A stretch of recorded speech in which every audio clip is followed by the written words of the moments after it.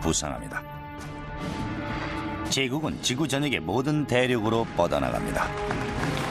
It was unimaginably large. 기술, 혁신, 야망, 이 세 가지를 수단으로 거대한 제국을 건설하고 무적의 영국 함대는 세계의 모든 대양을 그들의 것으로 만들었습니다. The Royal Navy is like the Microsoft of the global system in the 18th and 19th century. They are everywhere. 대영 제국이 권력의 상징으로 건설한 거대한 건축물들은 오늘날까지도 그 위용을 과시하고 있습니다. 하지만 거대한 제국의 기반은 통치자의 끝없는 자만과 정복에 대한 야욕, 끔찍한 유혈 사태로 얼룩져 있습니다.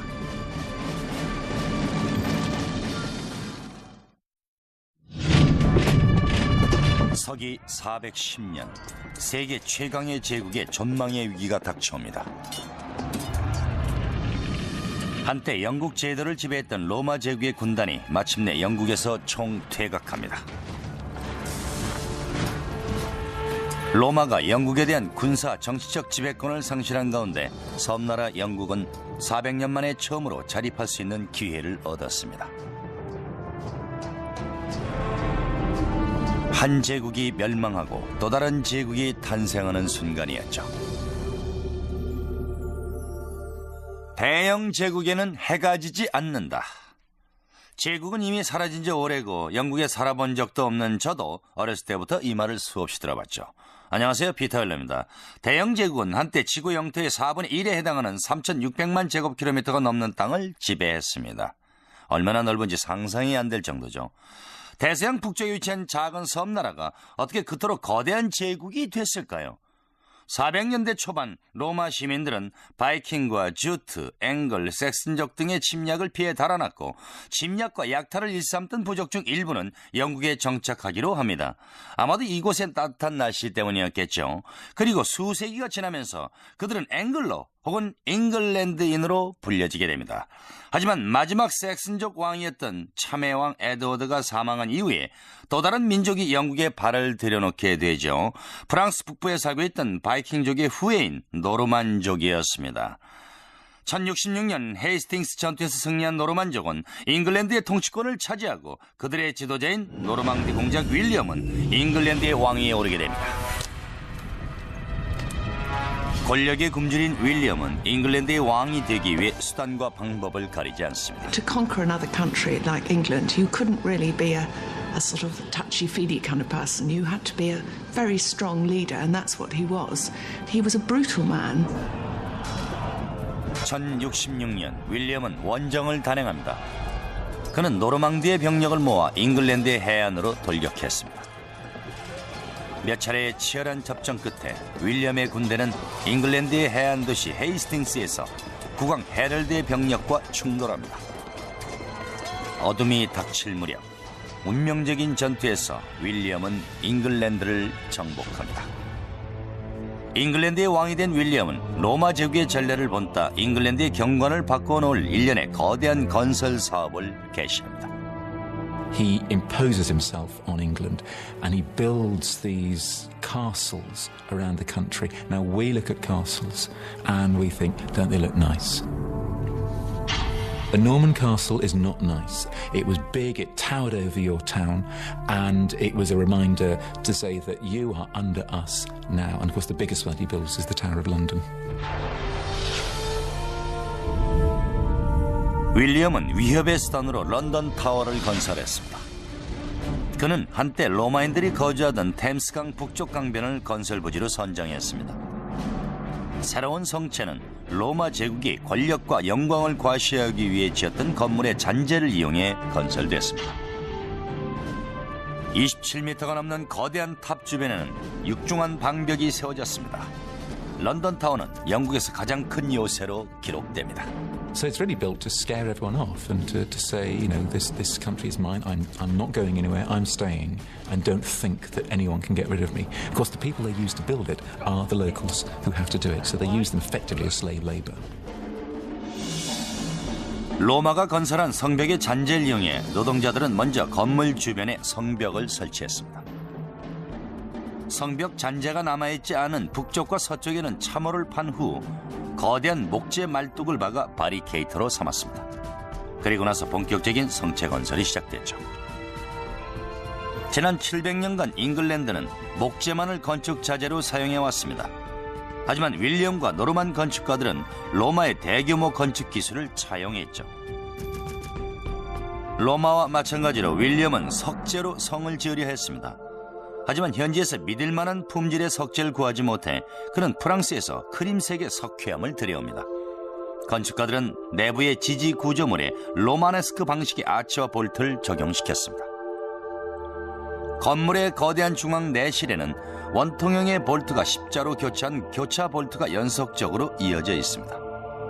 교차 볼트의 하중은 4개의 모퉁이에 집중되어 공간 확대가 가능해 채광을 위한 창문을 설치할 수 있었습니다. It was a great feat for that time because the English were used to building in wood. So I think it was rather miraculous for them to see this enormous structure go up. It was really impregnable. I mean, the walls were tremendously thick and there were just little slits to look out from. 이 육중한 성은 왕의 공관, 요새, 군사기지, 감옥 등으로 사용됐습니다. 한편 왕의 권력에 대항하는 자들에겐 신속하고도 잔인한 보복이 가해졌습니다. You get armed men and they go up and they land on your doorstep. They will drive you out of your home. They will burn your home down. They will burn your crops so you've got nothing to live on. And a lot of killing, of course. 런던 타워가 완성되어가던 1087년 윌리엄은 21년간의 굴곡 많은 재위를 마치고 세상을 떠납니다. 이후 수세기 동안 이 웅장한 성체는 그의 폭정과 비전의 상징으로 기억됩니다. 윌리엄의 뒤를 이은 노르만 왕들은 성체 건설을 계속 진행합니다. 하지만 400년 후 런던 타워는 가장 잔인한 학살의 현장으로 변모합니다. 그것을 주도한 사람은 노르만인이 아닌 잉글랜드 튜더 왕조의 왕이었죠. 영국 역사상 가장 포악하고 탐욕스러운 왕으로 기록되고 있는 헨리 8세였습니다. 헨리의 탐욕은 전설적이죠.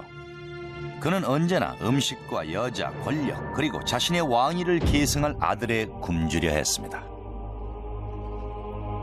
The best way to fulfill your duty and your destiny as a king is to produce a safe line of male heirs.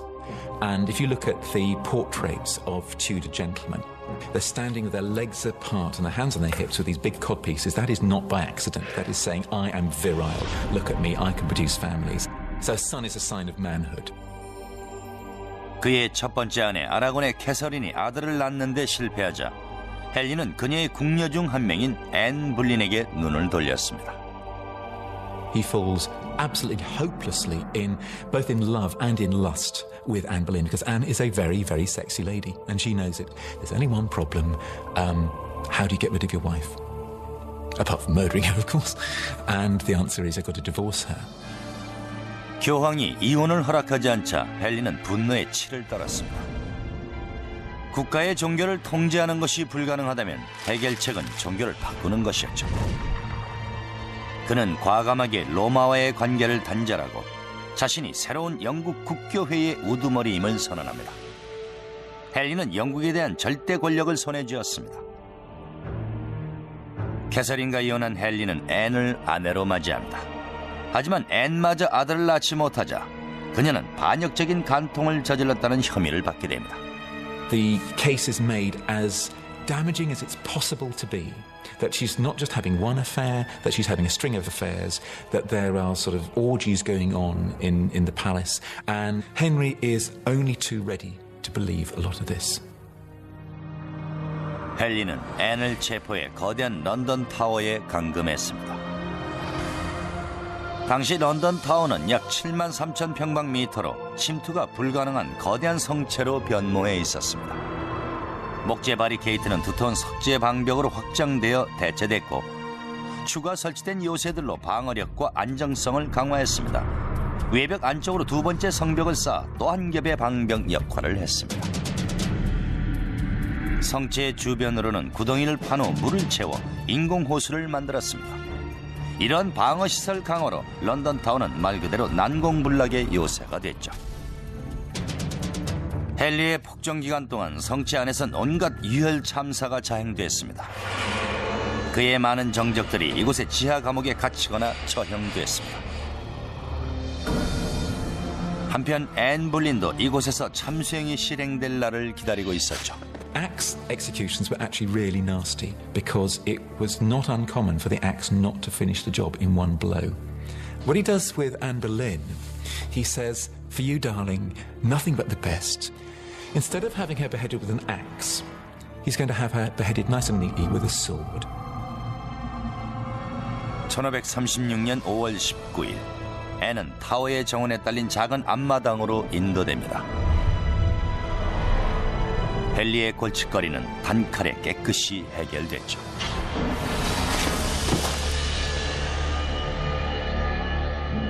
헨리의 아들에 대한 갈망은 그의 거대한 야망의 일부에 불과했습니다. 재위 초기부터 그는 잉글랜드를 제국으로 발전시켜 절대적인 권력을 쟁취하겠다는 꿈을 키워왔었습니다.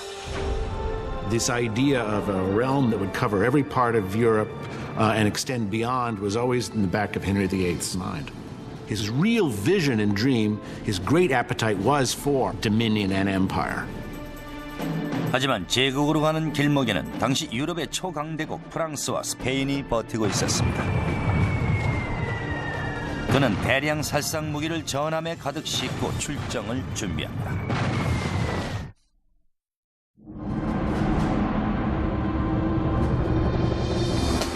(1510년) 여름, 일단의 노동자들이 잉글랜드의 숲을 돌아다니며 제국의 꿈을 실현하는 데 필요한 자재를 수집하고 있습니다. 유럽 대륙을 정복하려면 먼저 바다를 손에 넣어야 했죠. 헨리 8세는 해상 전투에서의 신속한 승리를 보장하기 위해 함선을 가공할 무기로 전환시킵니다. He is the one who first begins putting heavy guns on ships. To put these large siege warfare type guns, ship cracking guns, some of them weighing almost a ton, on shipboard that could be used to batter your enemy into submission. 거대한 대포를 실으려면 거대한 배가 필요했죠. 헨리는 해군 기술자들에게 거대한 함선 축조를 명령합니다. 새롭게 구성된 함대의 기사는 세계 최초의 무장 전함 중 하나인 메리로즈호였습니다. The Mary Rose really epitomizes the mentality of naval planners of that age. Get as many guns pointing as many directions on shipboard as you possibly can. And that's what the Mary Rose was set to become, a gun platform. 메리로즈호의 특징은 포문을 설치해 전함의 설계에 획기적인 발전을 도모했다는 점이죠. 배의 측면에 덮개가 설치된 구멍을 통해 대포를 발사할 수 있었습니다. 양쪽 측면의 각 포문에 거치된 대포들은 필요에 따라 발사됐습니다. 전함 기술자들은 함선의 갑판들을 오직 화력전에만 사용될 수 있도록 설계했죠. 크고 작은 대포로 무장한 메리로즈호는 거대한 대량 살상 무기로 변모했습니다. This was a major revolution really in ship design, of which the Mary Rose was the sort of very beginning. 16세기 중반까지 잉글랜드의 해상 장악은 순조롭게 진행됩니다. 하지만 곧 문제가 발생합니다. 청동제의 대포 제작에 엄청난 비용을 쏟아부은 나머지 잉글랜드 국고가 바닥나고 있었던 것이죠. He's got to find other ways to produce the kinds of, heavy artillery which can help his armies and his navy fight effectively, but at a lower cost. And the cast iron gun is the perfect solution. The cast iron gun runs less than a fifth of the cost of a bronze one. 아직까지 대포가 주물로 제작된 전례는 없었습니다. 하지만 헨리 8세는 성공을 확신했죠. 그는 잉글랜드의 유명한 철 생산지 윌드로 눈을 돌려 기술자들에게 대포 제작을 명령했습니다. The difficulty with casting in iron a large piece like a cannon was the fact that, for a start, iron had to be melted at a much higher temperature. 높은 온도를 유지하기 위해 그들이 고안해낸 방법은 당시로서는 획기적인 기술인 용광로였습니다.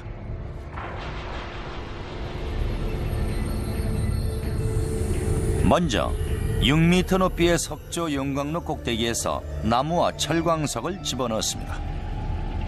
물레바퀴의 동력으로 작동되는 거대한 풀무에서 뿜어나온 공기가 용광로에 불을 지피면 내부 온도는 철이 녹는 데 충분한 1200도 이상으로 올라갑니다. 철이 녹으면 용광로 아래쪽에 마개가 열리고 뜨거운 철광은 홈통을 지나 땅속 깊이 묻혀있는 대포의 주형에 채워집니다. It was a very big undertaking, and it was very pressured as well. You had, of course, charcoal burners who produced the charcoal in the woods around the furnace. You had labourers who dug the iron ore from pits in the ground. You had teams of labourers bringing wagon loads of ore and charcoal to the furnace. 이후 수세기 동안 윌드의 주물 대포는 유럽의 통치자들에게 부러움과 공포의 대상이었습니다. The transformation is tremendous. It gave England power and a technological edge that no other European power could match. 단 30년 만에 헨리는 잉글랜드 해군을 최강의 세력으로 발전시켰습니다. 하지만 유럽 정복의 꿈은 이루지 못한 채 세상을 떠나고 말았죠. 극도의 비만과 지나친 탐욕으로 건강이 악화된 탓이었습니다. 1547년 1월 헨리 8세가 사망한 후에도 그가 남긴 폭정과 기술적 혁신은 오랫동안 유지됩니다. 헨리 8세의 치세는 영국이 거대 제국으로 발돋움할 발판을 제공했죠. And Henry lays the foundations all right by building a navy, by building this notion of Britain as forming an empire, an imperial presence in the world. 날로 강성해지는 막강 해군력을 바탕으로 영국의 영토는 이후 150년에 걸쳐 식민지 건설과 정복을 통해 팽창해 갑니다. 18세기 중반 영국은 인도의 일부와 아프리카, 서인도 제도, 북아메리카의 대부분을 점령했죠. 하지만 거대 제국으로 발돋움하려는 영국에 두 차례 위기가 찾아옵니다. 영국의 왕 조지 3세는 그 위기에 대처함은 물론 자신과의 싸움에서도 이겨내야 했습니다. It's always talked about as his madness. It was a physical illness that he had, but the effect was that it affected his brain. 조지는 수년간 신경쇠약에 시달리던 끝에 1788년부터 정신 이상 증세를 보이기 시작했죠. 멀리 떨어진 식민지 중 하나가 독립전쟁에서 거대한 영국을 상대로 승리를 거둡니다. 바로 북아메리카죠. When the British troops leave Yorktown, when they surrender, they play this tune, "The World Turned Upside Down," and that is really how it seems. The world hasn't turned upside down. The world's gone mad. When rebels win. 이후 10년간 조지와 그의 제국은 쇠락의 길을 걸었습니다. 1804년 또 한 번의 위협이 영국과 그 자신을 끝없는 벼랑의 가장자리까지 몰고 갑니다. 그 위협은 바로 프랑스 황제 나폴레옹 보나파르트였죠. 1800년대 초반 이 전제적인 정복자는 빠르게 유럽을 장식해갑니다. 영국은 그의 대륙 정복을 향한 마지막 장애물이었죠. He was as large a threat as the Nazis were in the Second World War. He was amassing the forces for an invasion of the British Isles. 영국은 여전히 유럽 최고의 해군력을 유지하고 있었습니다. 1805년 영국 해군은 역사적인 트라팔가르 전투에서 나폴레옹의 군대와 맞서게 됩니다. 과감한 해상 전술과 당대 최고의 기술력으로 축제된 전함으로 영국은 프랑스와 스페인 연합 함대에 맞서 완벽한 승리를 거둡니다. Trafalgar confirms Britain's position as the supreme maritime power, and the British emerge as the unsurpassed masters of those naval technologies. 1815년 나폴레옹이 마지막 패전을 끝으로 실각할 무렵 조지 3세는 극도의 창난 증세로 국왕으로서의 권력을 모두 상실했습니다. His mind is completely gone. His eyesight goes as well, and he wanders up and down the corridors of Windsor Castle, has to be fed like a baby. Long beard, long hair, no idea what day it is. It's just very sad. 그 무렵 영국은 막강한 해군력을 바탕으로 세계 초강대국으로 빠르게 팽창하고 있었습니다. 여기에 또 하나의 기술적 혁신이 더해져 대영 제국의 세계 재패를 가속화시킵니다. 19세기 들어 로마 제국 이후 볼 수 없었던 기술적 혁신의 시대가 도래합니다.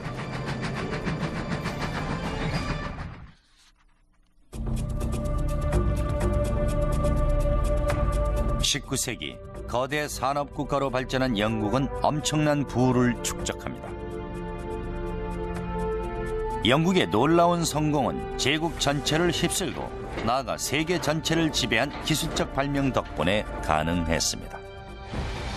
It's hard to think of a period in history where you had so much creativity in terms of technology, so much willing to experiment with the possibilities of what you can do with machines, what you can do with engineering, what you can do with architecture. 과거의 제국들은 온전히 인간의 노동력만으로 건설됐지만 영국은 이제 기계를 사용해 영토를 지배했죠. 주철의 사용이나 군함의 대폴 탑재에 강력한 전함으로 변모시킨 기술적 혁신은 영국 해군력을 강화시켰고 그 해군력을 바탕으로 영국은 제국으로 성장을 했습니다. 군사 경제적 대국이 된 영국은 바다를 장악하고 유럽과 아시아, 아메리카, 아프리카까지 진출했죠. 하지만 육지는 어땠을까요?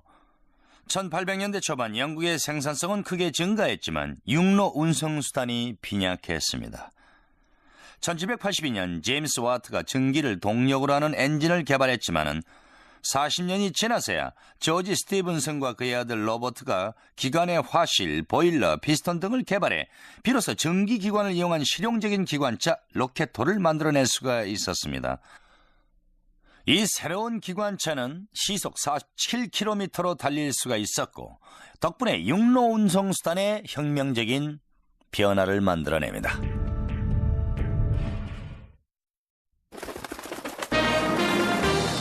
당신이 찾는 행복의 파랑새는 뉴욕 생명 안에 있습니다. 162년 동안 지켜온 신뢰와 가치, 행복한 미래와 키스하세요. 뉴욕 생명.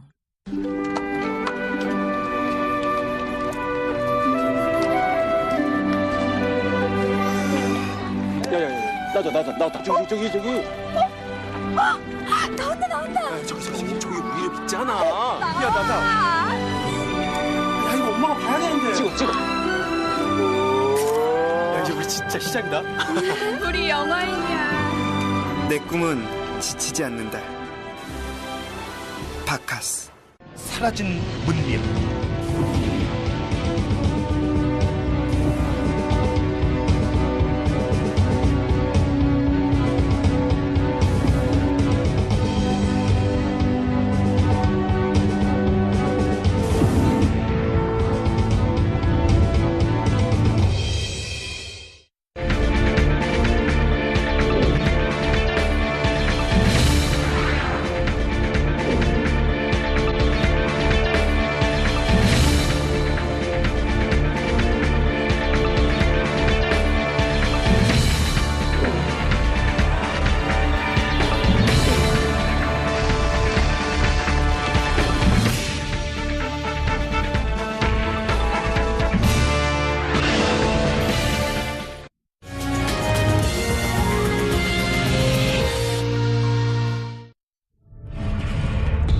로켓호는 최초의 기관차는 아니지만 이 혁신적인 수송 매체는 전기기관차가 미래 산업의 주역이 될 것임을 증명해 주었습니다.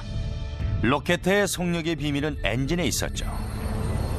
청동으로 제작된 연관을 통해 화실에서 석탄을 떼어 발생한 뜨거운 가스가 보일러로 이동해 안에 든 물을 끓입니다. 이때 발생한 전기는 전기실로 올라가고 밸브를 통해 실린더 안으로 밀려 들어갑니다. 수증기로 증가된 압력은 기관차의 바퀴에 연결된 피스톤 봉을 밀어내고 바퀴가 돌면서 결국 기관차가 움직입니다. 소진된 전기가 실린더가 아닌 굴뚝을 통해 밖으로 배출되면 새로운 공기가 화실로 유입돼 불을 지피는 역할을 했죠. 이러한 원리로 로켓호는 무서운 속도로 달릴 수 있었던 것입니다. Of all the locomotives that were imagined at the time, it's the one that looks the most like a locomotive will. I mean, it's going to be improved in innumerable ways, but that basic machine is the one that emerges as a locomotive for the next century.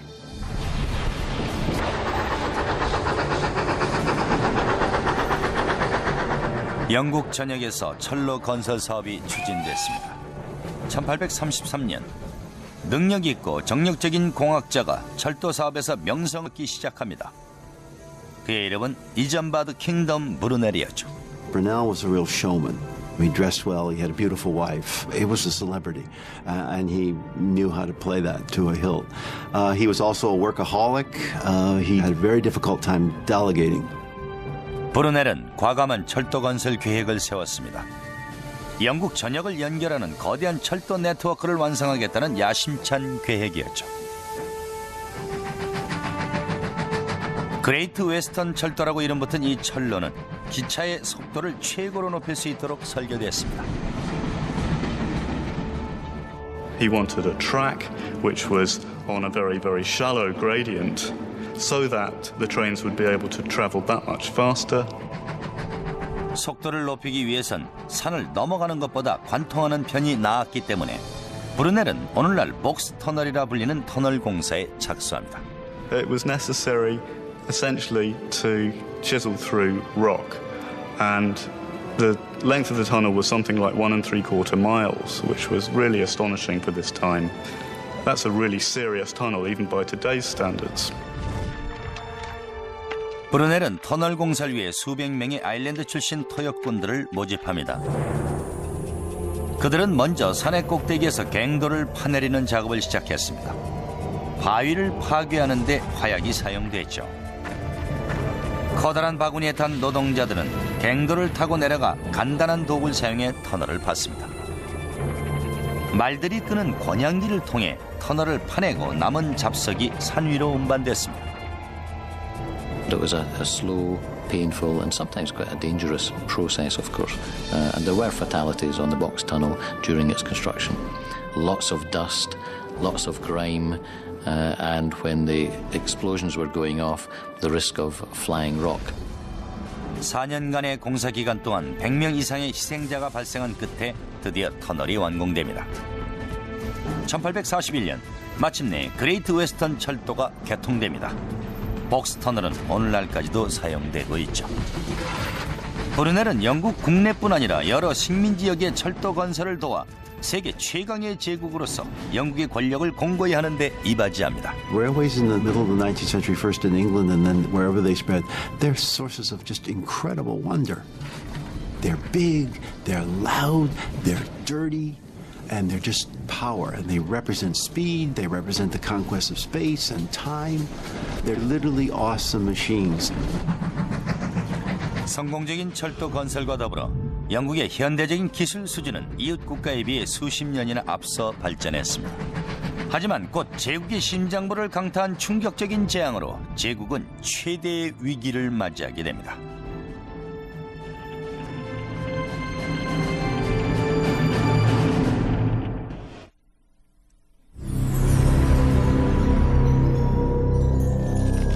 (1834년 10월) 런던의 깊은 밤, 거대한 불길이 대영 제국의 중심인 웨스트민스터 궁을 덮칩니다. 수세기 동안 웨스트민스터 궁전은 영국의 권력을 상징하는 건물로 제국의 사령부 역할을 해왔습니다. 거대한 화재로 잿더미로 변해버린 궁전을 바라보며 충격에 빠진 수많은 런던 시민들은 제국의 앞날을 걱정하며 두려움에 떨었습니다.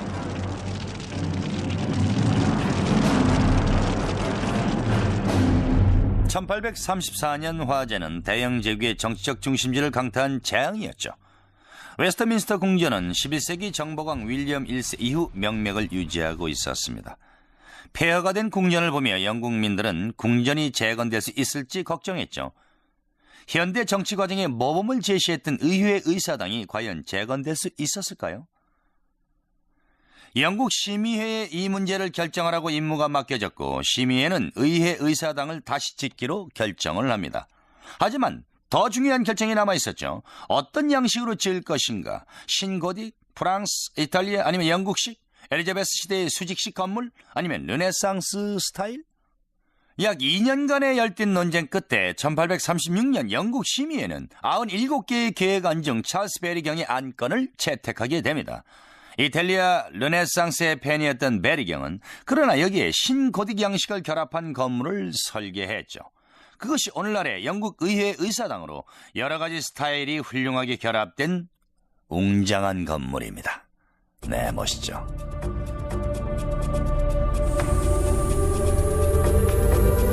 영국 건축가들은 옛 궁전이 있던 자리에 미국 국회의사당의 2배 크기에 해당하는 거대한 의회 의사당 건설을 계획합니다. 오스톤이라 불리는 모래색의 석회암으로 지어진 건물은 32,000여 평방미터의 면적에 97m까지 치솟은 탑들과 함께 세워졌습니다. 이 탑들 중 하나는 거대한 시계탑으로 만들기로 결정됐죠. 오늘날 빅벤이라 불리는 시계탑입니다. You're able to measure time much more accurately in the 19th century, and time is important. Time comes to mean money, and there's something of a revolution in the 19th century about timekeeping. So if you're going to have this latest building, yeah, a clock tower goes on it. 왕립 천문대장인 조지 에어리 경이 발표한 시계의 규모는 실로 놀라운 것이었습니다. 완성이 된다면 세계에서 가장 큰 시계로 기록될 대담한 계획이었죠.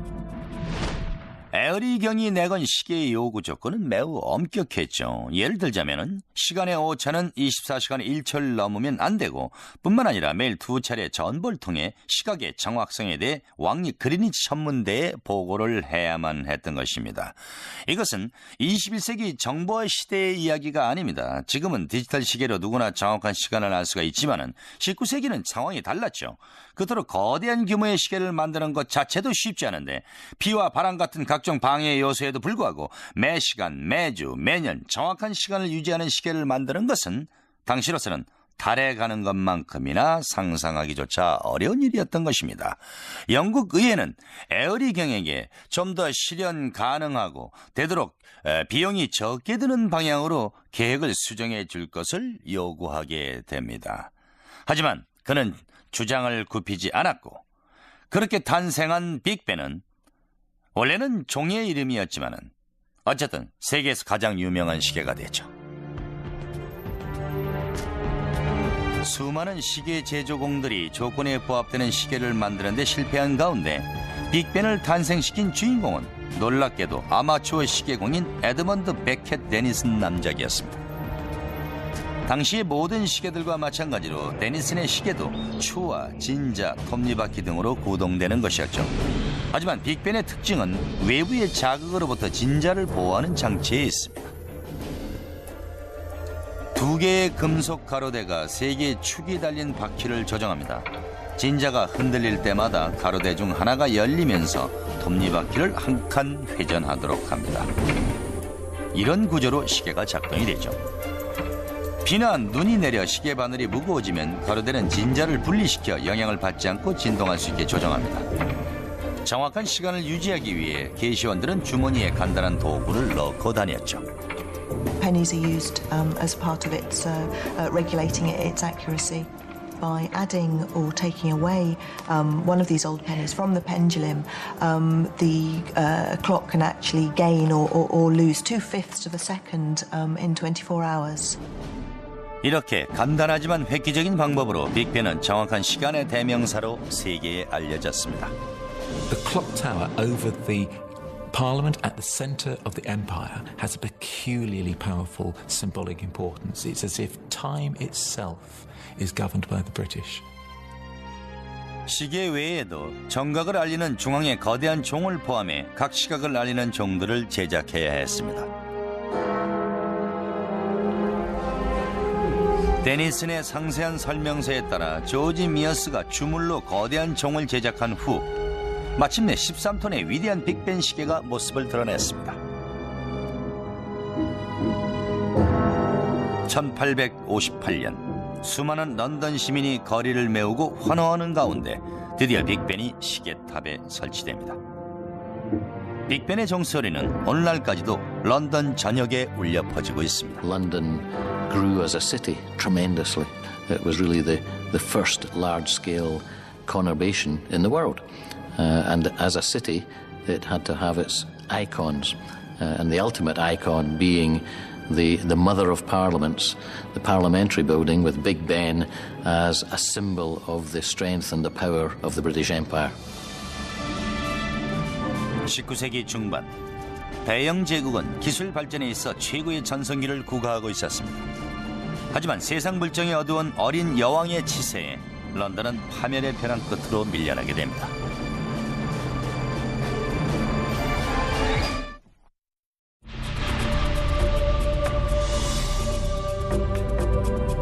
(1837년) 10대의 소녀가 지구상에서 가장 강력한 제국의 권좌를 차지합니다. 소녀의 집권은 대영 제국 전역을 혼란에 빠뜨립니다. 영국의 대중과 정부 모두 그녀가 철없고 변덕스러우며 왕이 될 준비가 안 됐다고 생각했죠.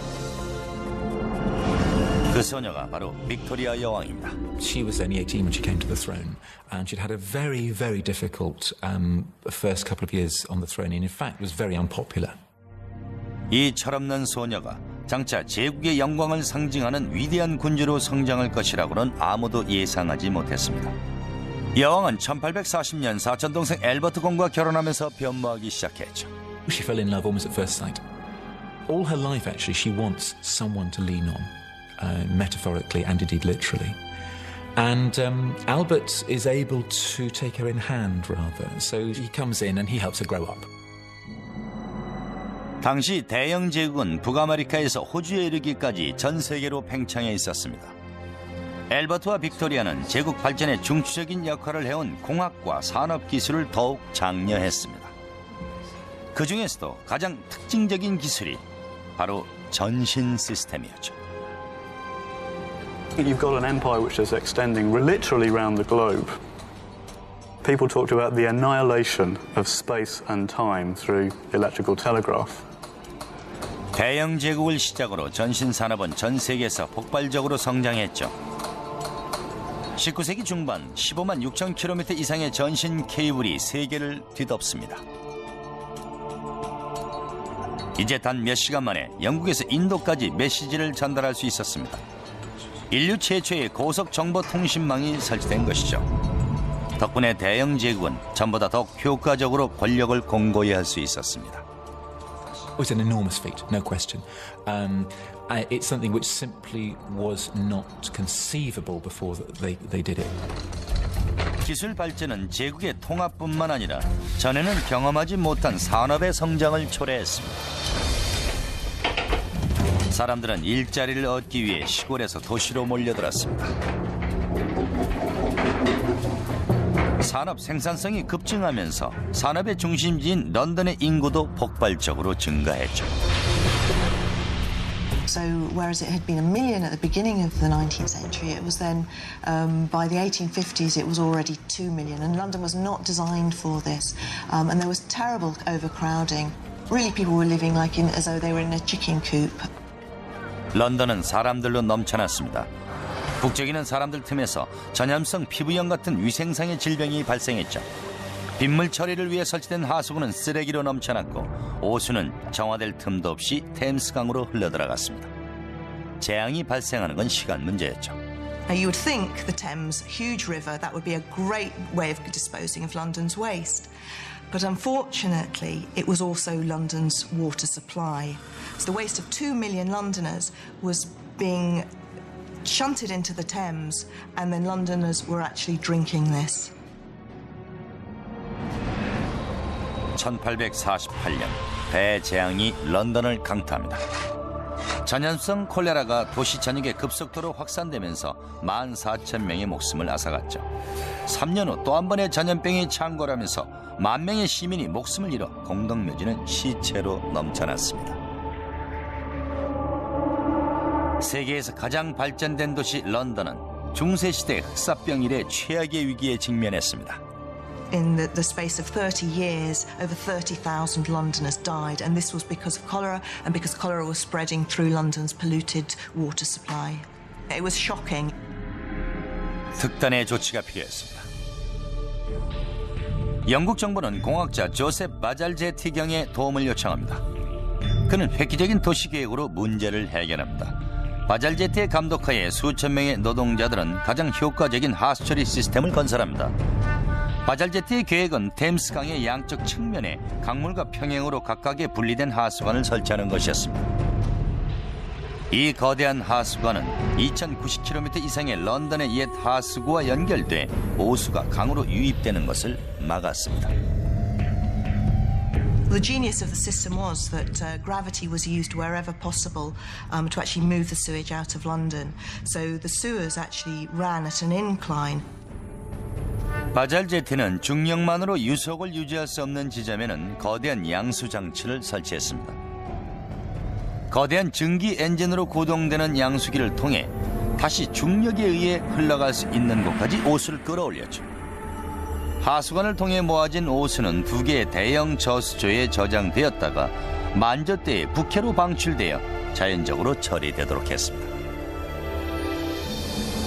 The sewer system really was one of the marvels of the 19th century.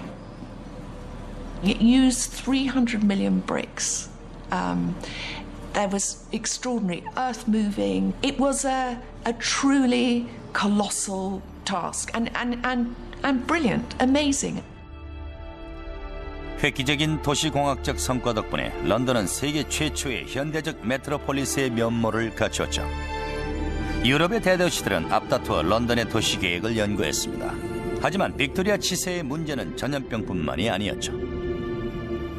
올리버 트위스트나 데이비드 카퍼필드 같은 찰스 디킨스의 소설을 읽어보면 19세기 런던의 인구 과잉이 매우 심각했음을 알 수가 있습니다. 그 폐해 중 하나가 극심한 교통체증이었죠. 보행자와 사륜마차, 건처 더미에서 기계까지 모든 물건을 실어 나르는 수레들이 한데 뒤엉켜 혼란을 야기했습니다. 템스강의 유일한 교량인 런던 브릿지는 극심한 체증으로 런던은 마치 자신이 이룩한 성공의 숨통이 막힌 느낌이었죠. 런던에는 또 다른 다리가 필요했던 것입니다. 하지만 일반적인 다리를 건설하려면 항구로 들어오는 거대한 상선의 항로를 막게 됩니다. 런던에 필요한 것은 움직일 수 있는 가동식 교량이었죠.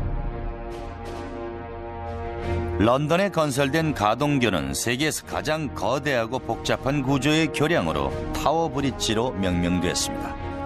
견고한 강철을 씌운 이 석재 교량은 근처의 런던 타워를 본떠 만들어졌죠.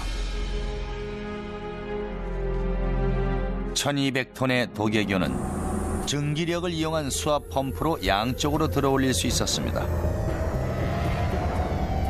엔진을 가동하면 둥글게 구부러진 강철 톱니를 따라서 작은 피니언 톱니 바퀴가 돌아갑니다.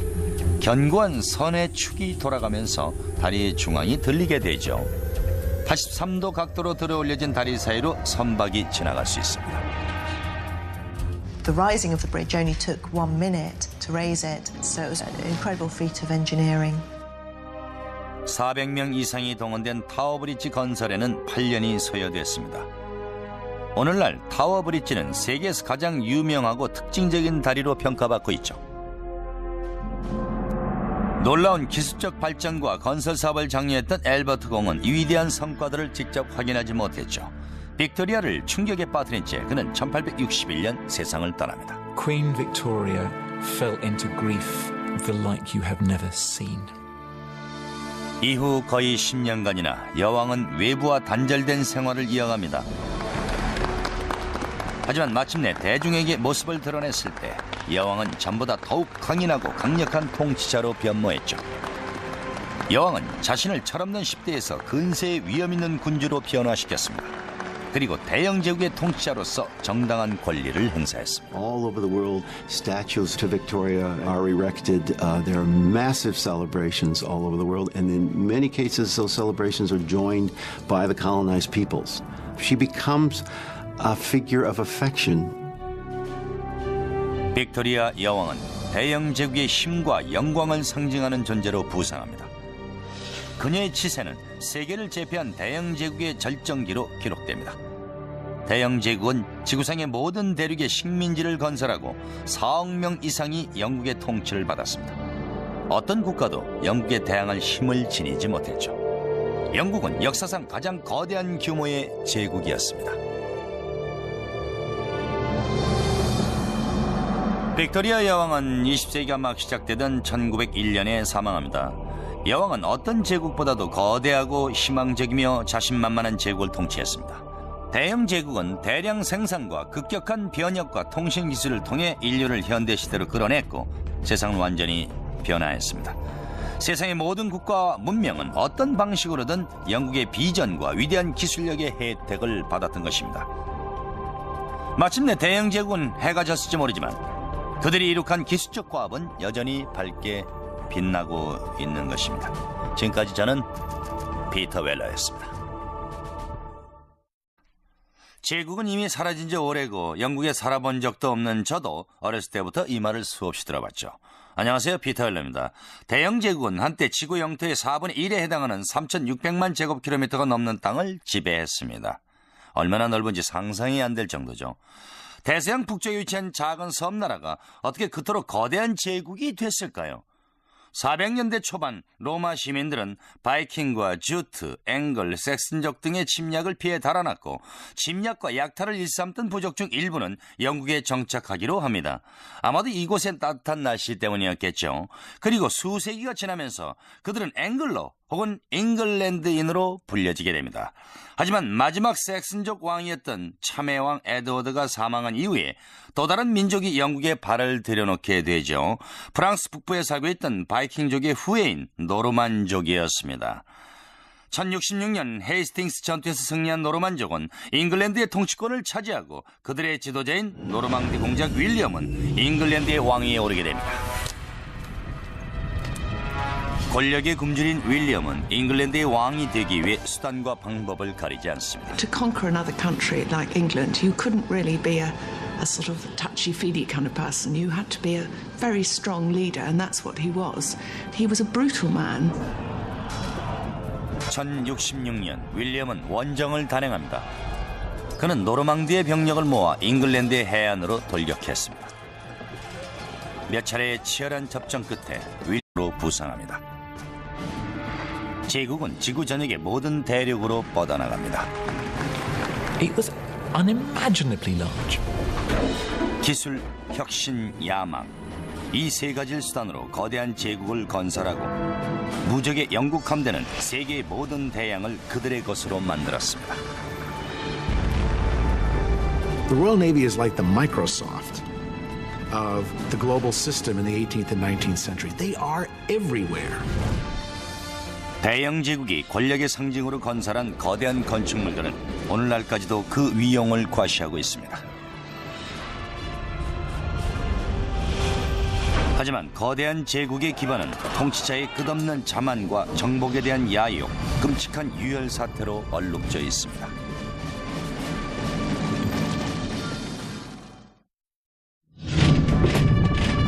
서기 410년 세계 최강의 제국의 전망의 위기가 닥쳐옵니다. 한때 영국 제도를 지배했던 로마 제국의 군단이 마침내 영국에서 총퇴각합니다.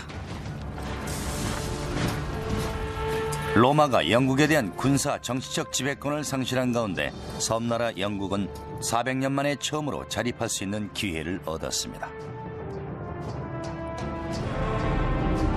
한 제국이 멸망하고 또 다른 제국이 탄생하는 순간이었죠.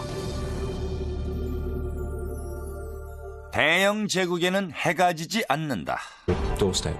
They will drive you out of your home. They will burn your home down. They will burn your crops so you have got nothing to live on. And a lot of killing, of course. 런던 타워가 완성되어가던 1087년 윌리엄은 21년간의 굴곡 많은 재위를 마치고 세상을 떠납니다. 이후 수세기 동안 이 웅장한 성체는 그의 폭정과 비전의 상징으로 기억됩니다. 윌리엄의 뒤를 이은 노르만 왕들은 성체 건설을 계속 진행합니다. 하지만 400년 후 런던 타워는 가장 잔인한 학살의 현장으로 변모합니다. 그것을 주도한 사람은 노르만인이 아닌 잉글랜드 튜어더 왕조의 왕이었죠. 영국 역사상 가장 포악하고 탐욕스러운 왕으로 기록되고 있는 헨리 8세였습니다. 헨리의 탐욕은 전설적이죠. 그는 언제나 음식과 여자, 권력, 그리고 자신의 왕위를 계승할 아들에 굶주려 했습니다. The best way to fulfill your duty and your destiny as a king is to produce a safe line of male heirs. And if you look at the portraits of Tudor gentlemen, they're standing with their legs apart and their hands on their hips with these big codpieces. That is not by accident. That is saying, I am virile. Look at me, I can produce families. So son is a sign of manhood. 그의 첫 번째 아내 아라곤의 캐서린이 아들을 낳는데 실패하자 헨리는 그녀의 궁녀 중 한 명인 노동자들은 먼저 건물 주변에 성벽을 설치했습니다. 성벽 잔재가 남아있지 않은 북쪽과 서쪽에는 참호를 판 후 거대한 목재 말뚝을 박아 바리케이트로 삼았습니다. 그리고 나서 본격적인 성체 건설이 시작됐죠. 지난 700년간 잉글랜드는 목재만을 건축 자재로 사용해왔습니다. 하지만 윌리엄과 노르만 건축가들은 로마의 대규모 건축 기술을 차용했죠. 로마와 마찬가지로 윌리엄은 석재로 성을 지으려 했습니다. 하지만 현지에서 믿을 만한 품질의 석재를 구하지 못해 그는 프랑스에서 크림색의 석회암을 들여옵니다. 건축가들은 내부의 지지 구조물에 로마네스크 방식의 아치와 볼트를 적용시켰습니다. 건물의 거대한 중앙 내실에는 원통형의 볼트가 십자로 교차한 교차 볼트가 연속적으로 이어져 있습니다. 교차 볼트의 하중은 4개의 모퉁이에 집중되어 공간 확대가 가능해 채광을 위한 창문을 설치할 수 있었습니다. It was a great feat for that time because the English were used to building in wood, so I think it was rather miraculous for them to see this enormous structure go up. It was really impregnable. I mean, the walls were tremendously thick and there were just little slits to look out from. 이 육중한 성은 왕의 공관, 요새, 군사기지, 감옥 등으로 사용됐습니다. 한편 왕의 권력에 대항하는 자들에겐 신속하고도 잔인한 보복이 가해졌습니다. You get armed men and they go up and they land on your... 윌리엄의 군대는 잉글랜드의 해안 도시 헤이스팅스에서 국왕 헤럴드의 병력과 충돌합니다. 어둠이 닥칠 무렵 운명적인 전투에서 윌리엄은 잉글랜드를 정복합니다. 잉글랜드의 왕이 된 윌리엄은 로마 제국의 전례를 본따 잉글랜드의 경관을 바꿔놓을 일련의 거대한 건설 사업을 개시합니다. He imposes himself on England and he builds these castles around the country. Now we look at castles and we think, don't they look nice?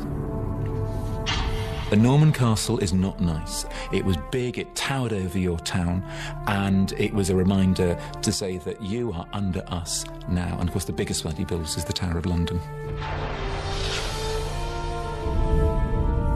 윌리엄은 위협의 수단으로 런던 타워를 건설했습니다. 그는 한때 로마인들이 거주하던 템스강 북쪽 강변을 건설 부지로 선정했습니다.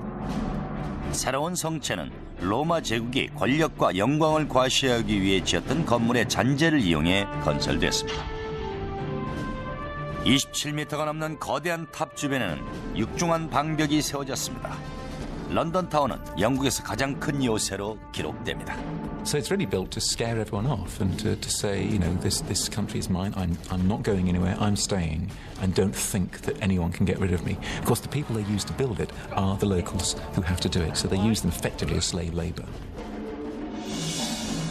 로마가 건설한 성벽의 잔재를 이용해